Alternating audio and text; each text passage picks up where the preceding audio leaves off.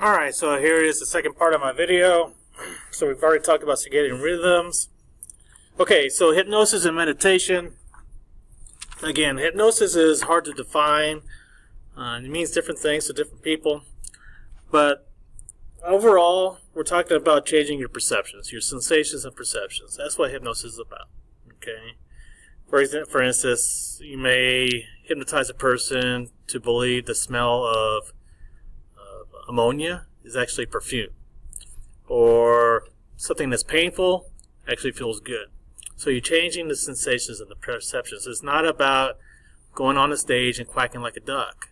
Right? That is not what hypnosis is. What hypnosis is changing your sensations and perceptions into believing something else. Okay. Meditation is a good way to clear your mind. By focusing on your breathing, get rid of as much outside stimuli as you can. Clearing your mind by focusing on your breathing, it actually is very healthy for your body. Lowers blood pressure, respiration, heart rate, reduces stress. And again, it's a different type of consciousness, and it's very healthy for you. If you can be disciplined enough to do it every day, there'll be some long-term benefits, we think. Again, so hypnosis, trance-like states, like I was telling you, people do not lose their will. If you're going up there, someone's going up there to quack like a chicken on stage, saying they're in hypnosis, they are choosing to do that. All right. People cannot be hypnotized against their will. All right. For anyone to be hypnotized, you actually have to follow directions. And if you don't want to follow directions, if they says, all right, close your eyes, think of some magical place, well, just simply don't do it.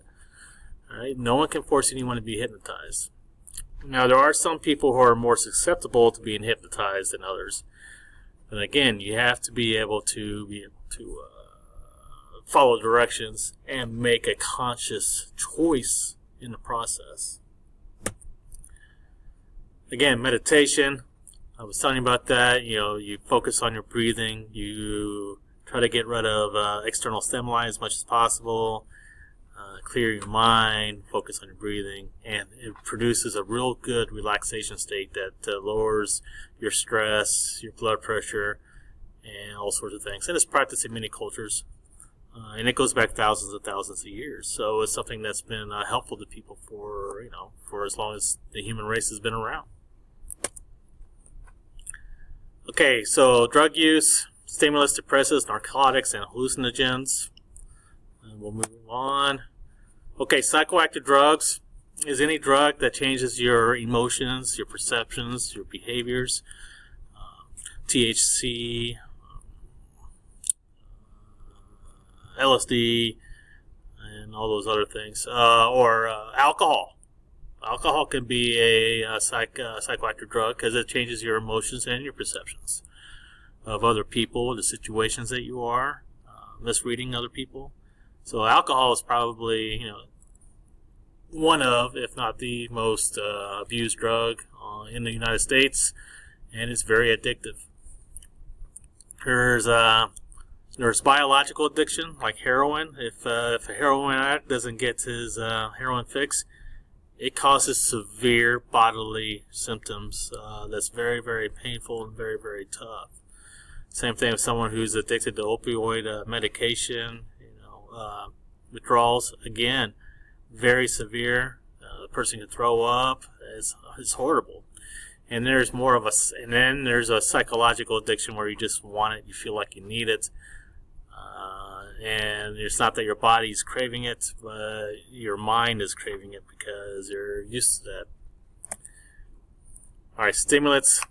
Again, caffeine is a stimulant. It's the most widely stimulant used in the world. It's in everything. Chocolate, coffee, tea, pop. It's everywhere. Nicotine, tobacco, amphetamines, crack, cocaine, meth, all of this increases, speeds up your central nervous system, which is what the stimulant is. A depressant slows down your central nervous system, slows down your reactions, your reflexes, how fast neurotransmission happens in your body. And so there's other different things that can have an extreme effect on your brain. A stimulant does the opposite. It speeds up your heart, speeds up your central nervous system. And again, cocaine, crack, methamphetamines, all are very dangerous. Too much caffeine is dangerous. Too much nicotine is dangerous. So again, moderation in caffeine is okay. Probably, no, not probably. You should just stay away from meth, crack, and cocaine. No, don't do it. All right. Again, like I was telling you, depressants or anything that slows down your central nervous system so you're unable to respond as you would to the things happening around you. It lowers your heart rate, lowers your reflexes, lowers your thinking. It just slows everything down. Okay? Alcohol, barbiturates, roofies, all are part of the depressants where you're unable to respond. Basically, if you're extremely drunk, you're unable to protect yourself from others. It is possible that other people can take advantage of you by being extremely drunk. So, again, things like that, you always have to be mindful. You can't really trust everybody around you all the time, especially when going out.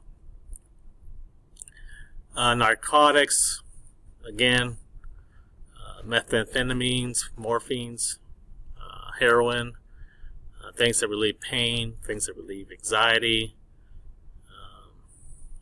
so forth. Hallucinogens, marijuana, LSD, ecstasy, change your perceptions. Okay, changes how you see the world. Sometimes you hallucinate, see things that are not there. Again, you got to be careful with that. And that is it. I'm going to try to do this for every week, and so that you guys can be able to listen, and hopefully you guys will use this. Thank you.